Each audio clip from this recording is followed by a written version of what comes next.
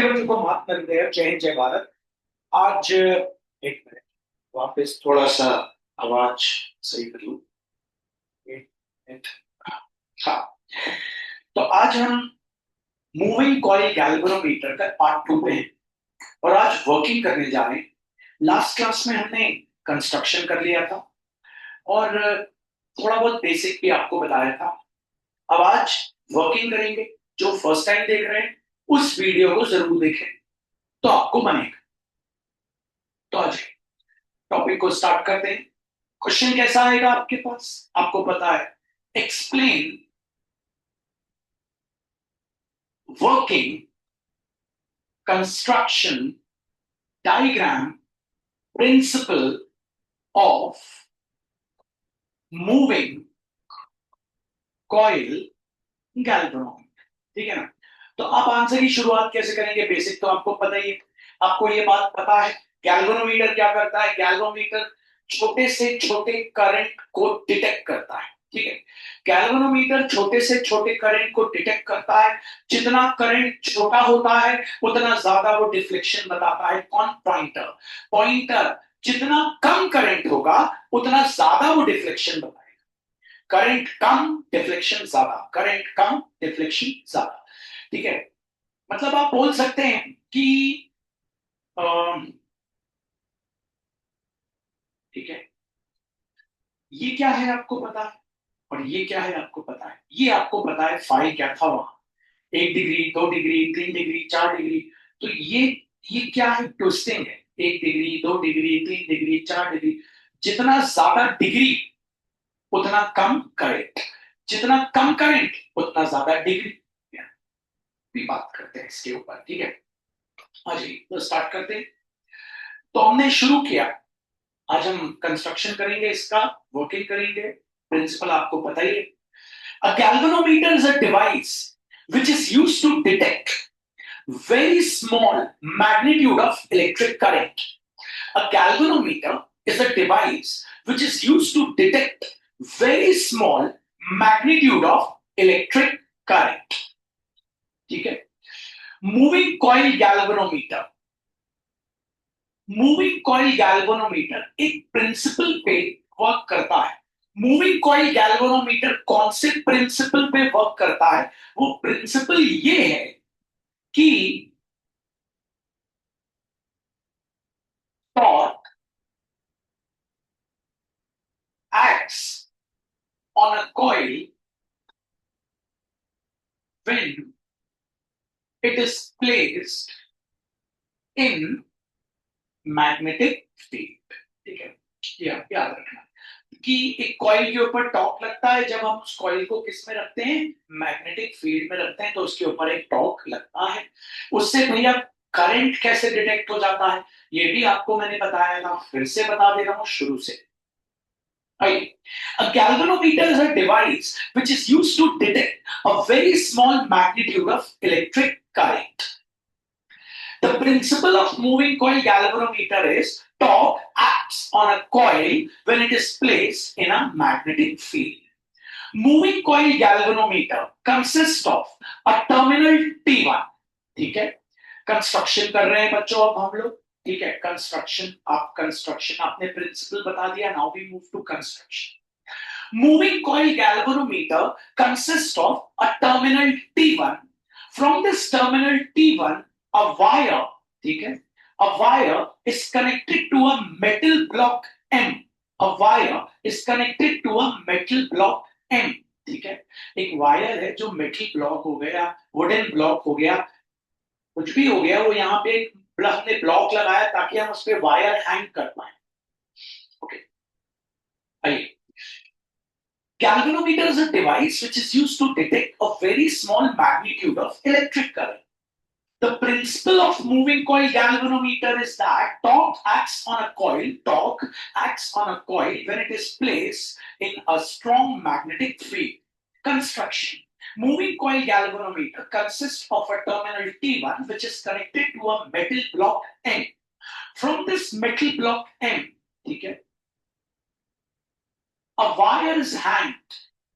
Insulated wire is hanged, and this wire is made up of either phosphor or quartz or bronze.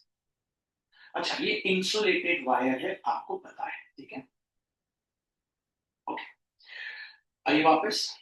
Moving coil galvanometer. Moving coil galvanometer पे है. Galvanometer is a device which is used to detect a very small magnitude of electric current.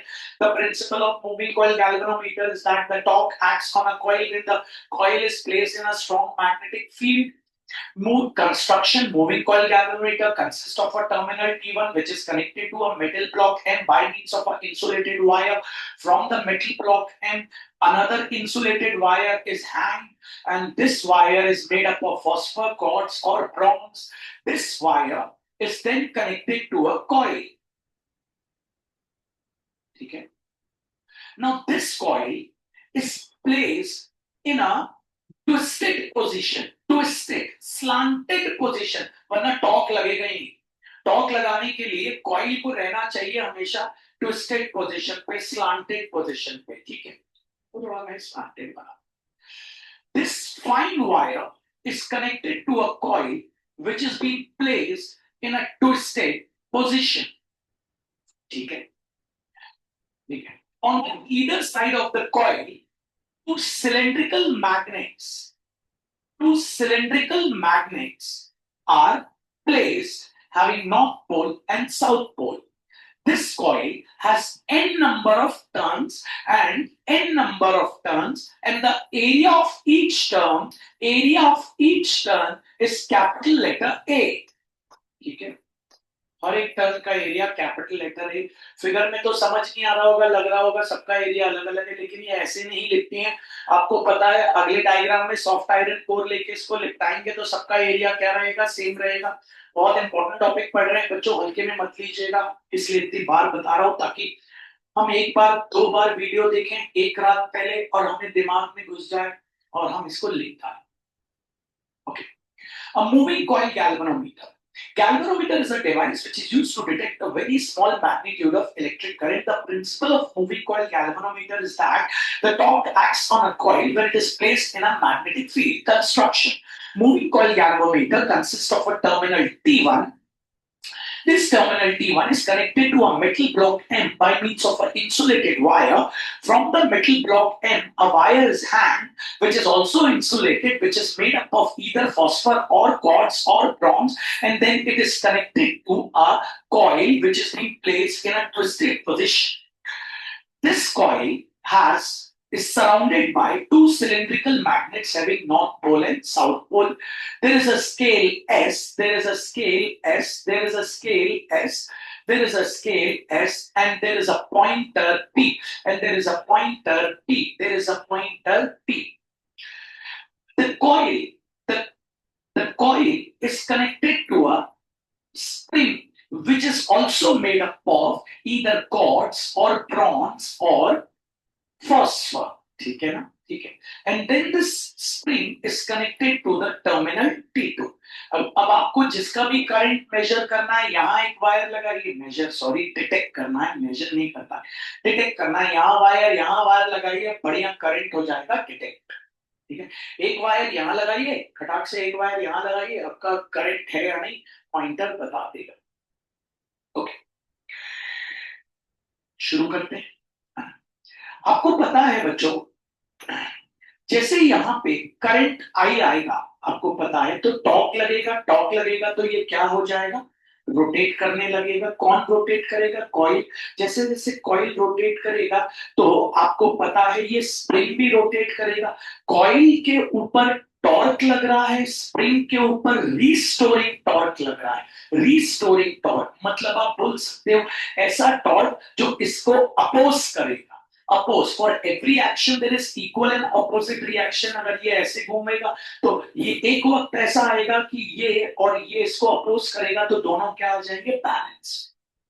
तो जो torque लगेगा, आपको पता है torque equals to होता है NAID sin थीटा।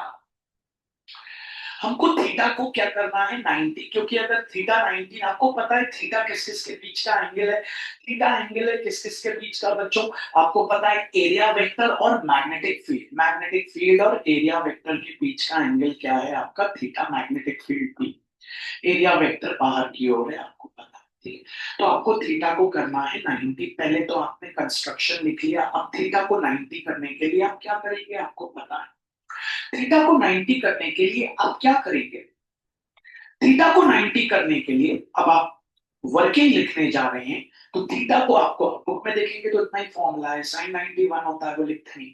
थीटा को 90 करने के लिए आपको यहां पे बनानी पड़ेगी रेडियल फील्ड, ये क्या होता है बता रहा हूं, रेडियल फील्ड बनाने के लिए आपको दो चीजें चाहिए, एक तो सिलेंड्रिकल मैग्नेट, वो आपके पास है, ठीक है भैया, सिलेंड्रिकल मैग्नेट वो आपके पास है, और दूसरा आपको चाहिए एक soft iron core, soft iron core, ठीक है, जिसके ऊपर आप वायर को क्या करेंगे, बहुत सारी वायर को वूट कर देंगे, ठीक है ना। तो वर्किंग लिखने से पहले आप टीचर को दूसरा डायग्राम बनाएंगे, फिर आप वर्किंग लिखेंगे। तो आइए दूसरा डायग्राम, तो ये हो गया आपका टर्मिनल T1, ये हो गया आपका मेटल ब्लॉक M, ठीक है, ये हो गई आपकी वायर, ठीक है, ये हो गया, अब ये जो अभी आपकी वायर है आपको पता है, ये हो गया आपका सॉफ्ट आयरन कोर, ठीक है, ये हो गया आपका दोनों के दोनों मैग्नेट्स, ठीक है, और इस पे वायर ऐसे आपने रोल कर दी, फिर उसके बाद आपका स्प्रिंग है, स्प्रिंग के बाद आपका टर्मिनल क्या हो गया T2, ये हो गई आपकी क्या स्केल, स्केल हो गई, और ये हो गया आपका पॉइंटर, ठीक है। ओके, ये जो आपका सॉफ्ट आयरन कोर है ना, ये सिलेंड्रिकल होना चाहिए, क्या होना चाहिए, सिलेंड्रिकल होना चाहिए, सिलेंड्रिकल होना चाहिए, ठीक है। अब ये सिलेंड्रिकल है, जैसे कि सपोज करिए ये चीज सिलेंड्रिकल है, ठीक है, ये है ना, अब मैं इस सिलेंड्रिकल चीज को ऊपर से देखूंगा, जैसे आप तो ये तो मुझे गोला ही दिखेगा, तो ये जो डायग्राम है हम कहाँ से देख रहे हैं, टॉप व्यू से देख रहे हैं, ऐसे देख रहे हैं, तो ये तो हमें गोला ही दिखेगा, है ये सिलेंडर, इस पे लगी हुई है बहुत सारी ये वायर, ये लाइक दिस गोल गोल, लेकिन हम टॉप व्यू से देख रहे हैं तो हमको तो ये क्या दिखेगा, गोला ही दिखेगा। ओके, अब आपको पता है इसमें, आप ये जो आपका सॉफ्ट आयरन कोर है ये किसका बना हुआ है, फेरोमैग्नेटिक मटेरियल, फेरोमैग्नेटिक मटेरियल का क्यों बना हुआ है, फेरोमैग्नेटिक मटेरियल क्या होता है भैया, फेरोमैग्नेटिक मटेरियल एक ऐसा मटेरियल है जो अपने अंदर से मैग्नेटिक फील्ड लाइंस को क्रॉस करने देता है, फेरोमैग्नेटिक मटेरियल ऐसा मटेरियल है जो अपने अंदर से मैग्नेटिक लाइंस को, मतलब मैग्नेटिक लाइंस ऑफ फोर्स को या फील्ड लाइंस को अपने अंदर से क्रॉस करने देता है, अपने अंदर से क्रॉस करने देता है, अपने अंदर से क्रॉस करने देता है, अपने अंदर से क्रॉस करने देता है, ठीक है। अब आपको पता है ये अपने मैग्नेटिक फील्ड लाइंस ऐसे क्रॉस हो रही, आपको पता है एरिया वेक्टर ऐसा आ रहा है बाहर की ओर, मैग्नेटिक लाइंस ऑफ फोर्स और एरिया वेक्टर के बीच का एंगल क्या हो जाएगा 90 डिग्री, इसी को कहते हैं रेडियल फील्ड, ऐसे बनती है और दोनों के बीच का एंगल हो जाएगा 90, और 90 हो जाएगा तो उसके बाद आपको पता है सब कुछ बढ़िया हो जाएगा, ठीक है। आइए वर्किंग, जब आप वर्किंग लिखेंगे पहले इतना सब टीचर को समझा देंगे, ठीक है, आइए देखते हैं। Explain working construction and diagram of moving coil galvanometer. Galvanometer is a device which is used to detect a very small magnitude of electric current. The principle of moving coil galvanometer is that torque acts on a coil when the coil is placed in a strong magnetic field. Construction. Moving coil galvanometer consists of a terminal T1 which is connected to a metal block and by means of a wire, insulated wire. This metal block N has a hanging wire which is also insulated and made up of phosphor cords or bronze, and then it is connected to a twisted coil. Okay. This coil is surrounded by two cylindrical magnet. The coil is connected to a spring which is also made up of phosphor cords and bronze, and then it is connected to the terminal T2. The there is a scale S and the pointer P. The torque acting on it is torque equals to NAIB sin theta. We have to make theta 90 degree. ये सब हम लिख रहे हैं. We have to make theta 90 degree. To make theta 90 degree, that is, we have to make the area vector and magnetic field perpendicular to each other. We have to make theta 90 degree. That is, we have to make the area vector and magnetic field perpendicular. For that, we have to develop a radial field. For radial field, we need cylindrical magnet and soft iron core, which is made up of ferromagnetic material, because ferromagnetic material is that type of material which allows the magnetic lines of force or field lines to pass through them.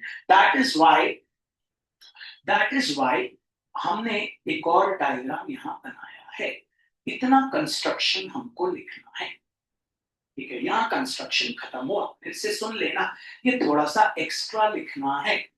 ठीक है, okay. Construction से शुरू करता हूं. ठीक है, याद है. Moving coil galvanometer consists of a terminal T1, which is connected to a metal block end by means of wire. From the metal block end, a wire is hanged, which is made up of phosphor cords of bronze. Then it is connected to a twisted coil. The twisted coil is surrounded by two cylindrical magnets and a spring, which is also made up of phosphor cords and bronze, and which is connected to terminal T2. There is a scale S and a pointer P. Therefore, the torque acting on it will be tau equals to NAIB sin theta. We have to make theta 90 degree. That is, we have to make the area vector and magnetic field perpendicular to each other. For that, we have to develop a radial field. To develop radial field, we need cylindrical magnet and soft iron core, which is cylindrical in shape and made up of ferromagnetic material. Ferromagnetic material are those material which allows the magnetic field lines to pass through them. So the magnetic field lines and the area vector will be perpendicular to each other. Okay. Working.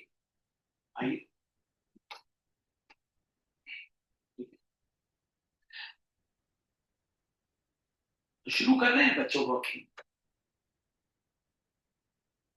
As soon as the two external wires are connected to the terminal T1 and terminal T2, as soon as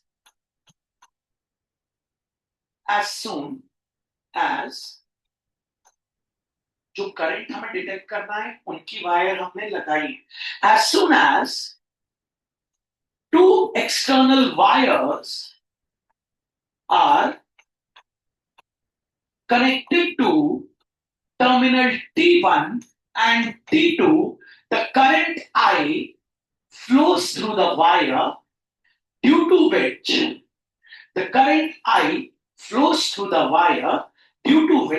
the torque is produced and the soft iron core will start rotating. ठीक है. As soon as, ठीक है, और wire क्या हो रही है? Twist हो रही है. वायर क्या हो रही है? ट्विस्ट हो रही है. टॉर्क बन रहा है, वायर ट्विस्ट हो रही है. Working. As soon as the two external wires are connected to the terminal T1 and T2, the current I flows and the wire, which is made up of cords or phosphor or bronze, starts twisting.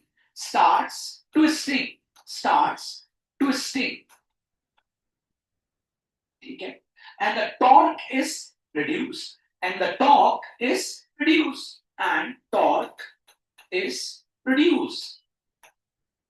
Yeah, develop.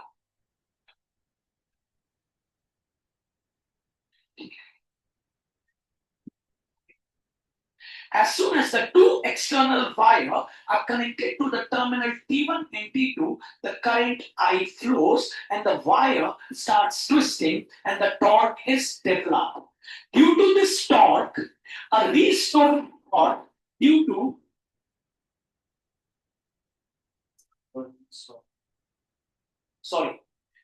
this torque, a restoring torque,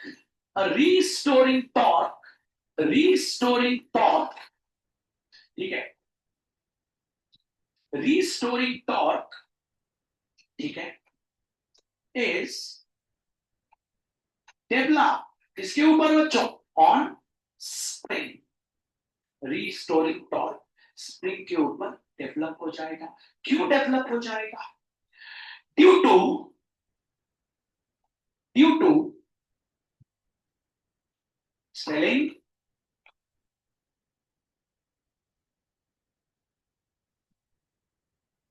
torsional, spelling सही लिखी, TORSIONAL, गलत लिखी है, क्या आएगी बोलो? हाँ, TOR,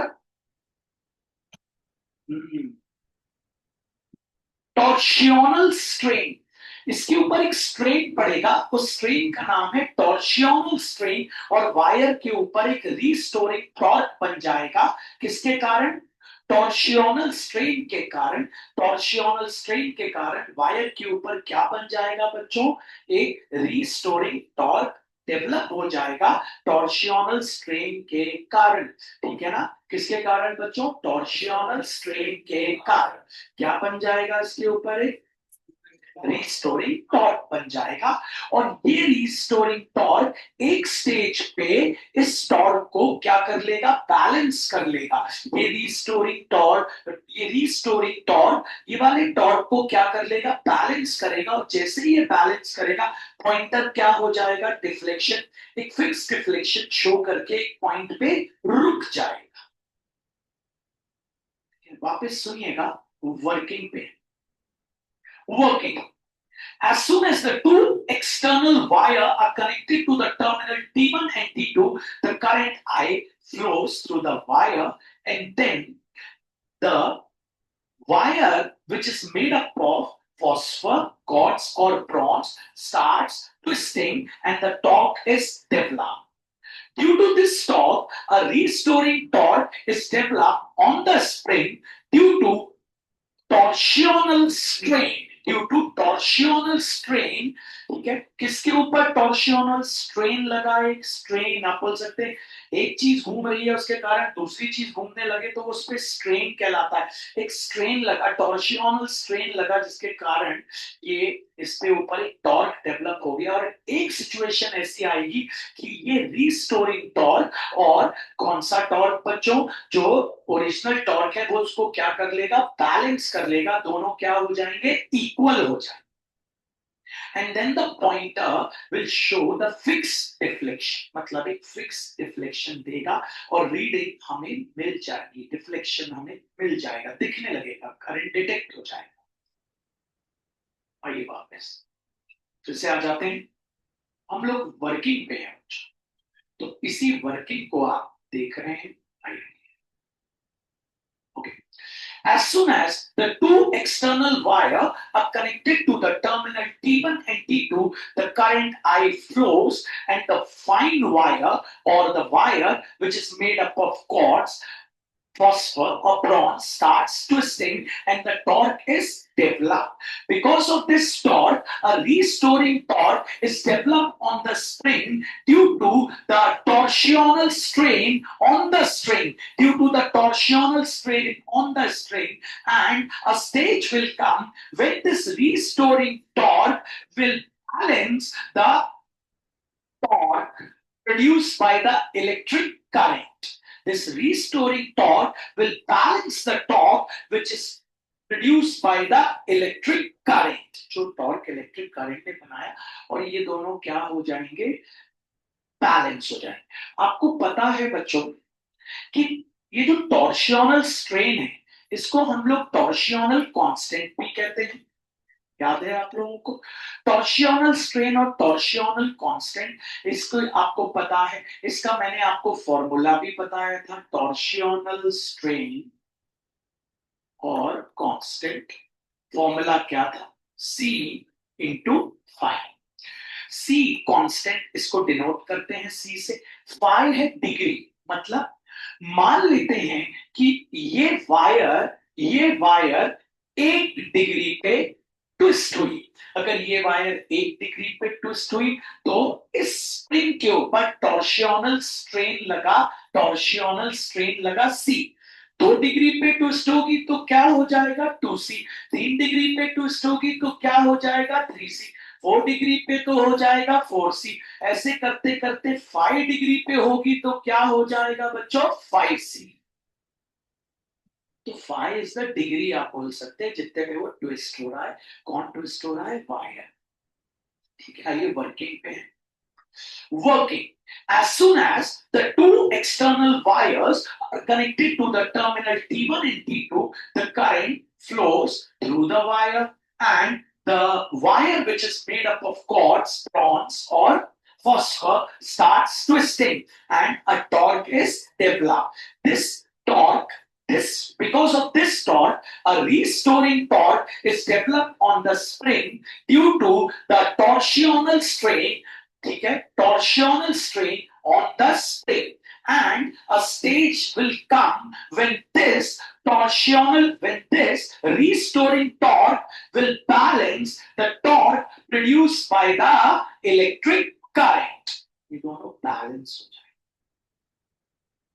ठीक है and the pointer will show deflection, fixed deflection. ठीक है अब दोनों बैलेंस हो गए मतलब हम टीचर को लिख के दिखाते हैं क्या हुआ दोनों बैलेंस हुए।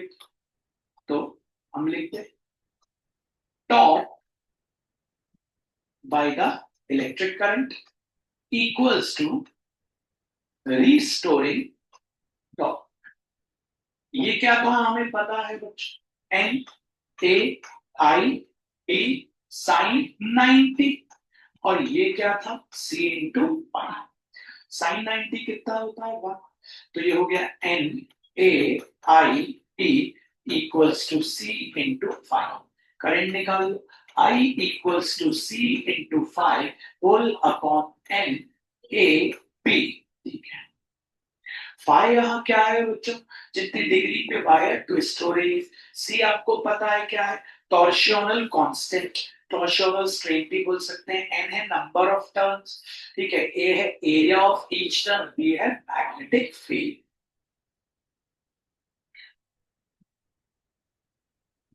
ये है इसकी वर्किंग और ये है इसका रिजल्ट। कोई भी न्यूमेरिकल आएगा इसी पैटर्न में है करंट निकल जाएगा। ठीक है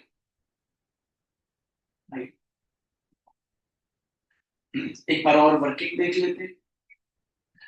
As soon as the two wires are connected to the terminal T1 and T2, the electric current flows through the wire and then enters the fine wire, which is made up of quartz, bronze, or phosphor. And this wire starts twisting. As the wire starts twisting, the torque is produced. Due to this torque, a restoring torque is developed on the spring due to torsional strain on the spring. ठीक है and a stage will come when this restoring torque will balance the torque which is produced by the electric current.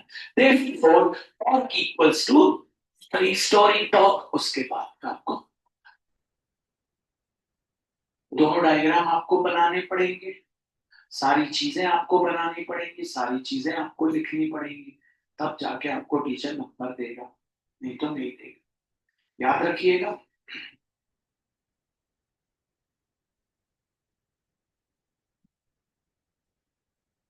जितना छोटा current उतना ज्यादा deflection. ये बात याद रखिए करंट जितना कम होगा डिफ्लेक्शन उतना ज्यादा। करंट कम डिफ्लेक्शन ज्यादा करंट कम डिफ्लेक्शन ज्यादा करंट कम डिफ्लेक्शन ज्यादा। आप बोलेंगे ऐसा क्यों देखिए अगर आप थोड़ी देर के लिए यहां देखेंगे इस चीज को आई को मैं नीचे ले जाऊं किसके नीचे ले जाऊं और सी को यहां ले आई को कहां ले गया। अब देखिए ये दोनों एक दूसरे के क्या हो गए उल्टे हो गए। ये क्या है भैया डिग्री, ये क्या है भैया, करंट। डिग्री ज्यादा, करंट कम। डिग्री मतलब डिफ्लेक्शन ज्यादा, करंट कम। यहां से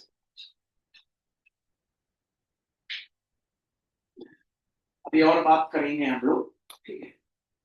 तो इस बात को आपको बहुत अच्छे से लिखना है, बहुत अच्छे से समझाना है। एक बार शुरू से आ जाता हूँ, है ना, लास्ट टाइम, और ये वर्किंग होती है खत्म। लास्ट टाइम आपको बता, galvanometer. Galvanometer is a device which is used to detect a very small magnitude of which is used to detect a very small magnitude of electric current.